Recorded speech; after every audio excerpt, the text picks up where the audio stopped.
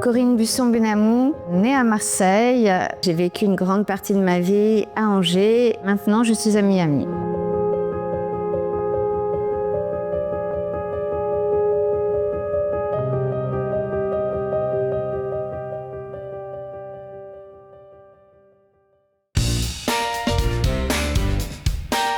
J'ai passé une grande partie de mon enfance aux États-Unis. Tu apprends très vite à travailler autrement, de manière très rapide, très pratique.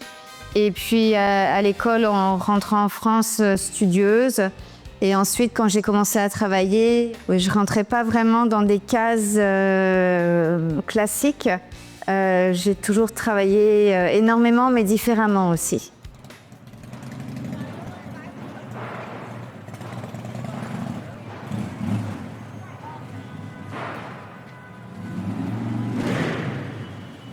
Je pense que la vie, elle est courte.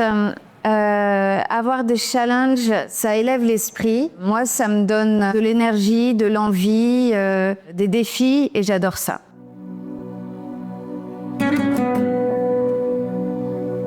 Il y a un moment dans sa vie où on a des choix à faire. La French Tech à Angers me portait vraiment beaucoup, mais j'avais besoin d'un terrain de jeu différent pour mes prochaines années, un endroit plus multiculturel.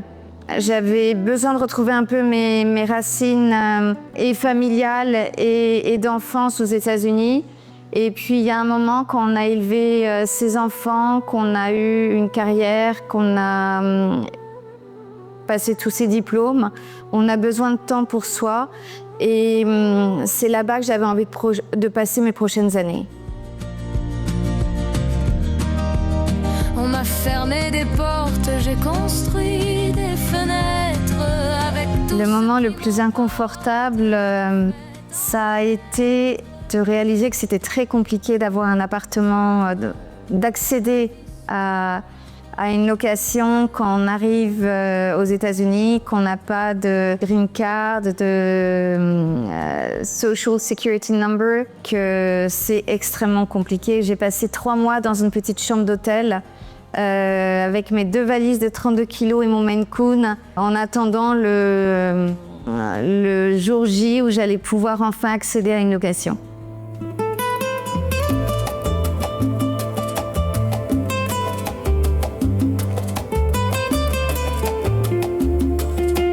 Depuis que je suis partie, je suis convaincue que je suis au bon endroit. Un endroit qui est ouvert sur le monde, avec des good vibes, l'envie d'entreprendre, une énergie, une luminosité dont j'avais viscéralement besoin. Le plus difficile, c'est de quitter sa famille, ses enfants, ses parents, ses amis, sa ville, son pays, devoir tout recréer puisque je connaissais personne et de travailler autant. En fait, ici, on travaille 7 jours sur 7, on lisse sur la semaine ses missions, ses heures de travail.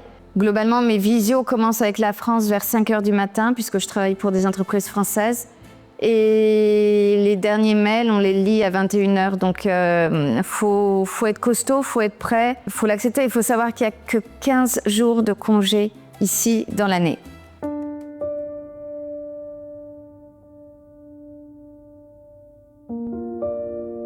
Je partage mon temps entre la French Tech de Miami. Je suis coprésidente aux côtés de Patricia Santoni et David Hazard. Donc là, on est bénévole et on accompagne les demandes des chefs d'entreprise, des startups français uniquement, sur le sol américain, sur Miami. On répond à leurs questions, on les aide, on les connecte.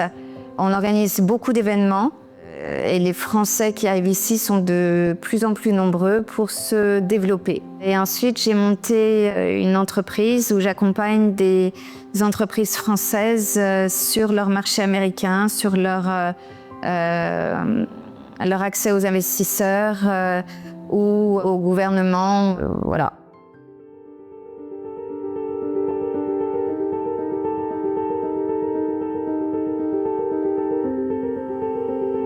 Pour moi, le travail, il il se définit par de l'énergie à revendre. En fait, j'ai eu une vie qui est tout sauf linéaire. Je suis souvent tombée au sol, je me suis toujours relevée. J'ai élevé seule mes 2 enfants depuis toujours. J'ai fait face à la maladie, un cancer.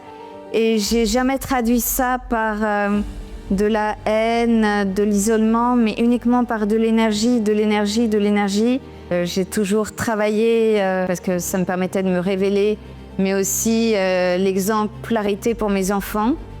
Et aujourd'hui, je sais que toute cette énergie que j'ai, je ne l'aurais jamais eue si ma vie avait été sur un plateau en or. Je suis convaincue que oui, on peut mêler résilience, audace et énergie au plus haut niveau quand on passe par des phases extrêmement inconfortables de la vie.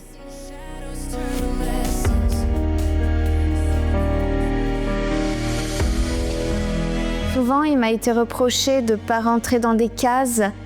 Ici, ne pas rentrer dans des cases, c'est ce qui peut vous arriver de mieux. Tout va beaucoup plus vite. Tout est fait pour que ça marche et surtout sortez des cases. C'est un discours qui m'a souvent heurtée, blessée. Et au final, je réalise que les gens qui réussissent, ce sont des gens qui sont toujours sortis de leur zone de confort et qui sont audacieux, qui s'adaptent et qui trouvent les bons défis qui vont faire la différence par la suite. Créer, c'est la vie. Dépasser les limites, c'est s'écouter, c'est croire en sa vision, c'est croire en son rêve. Et quand on n'a pas de rêve, quand on n'a pas de projet, c'est compliqué.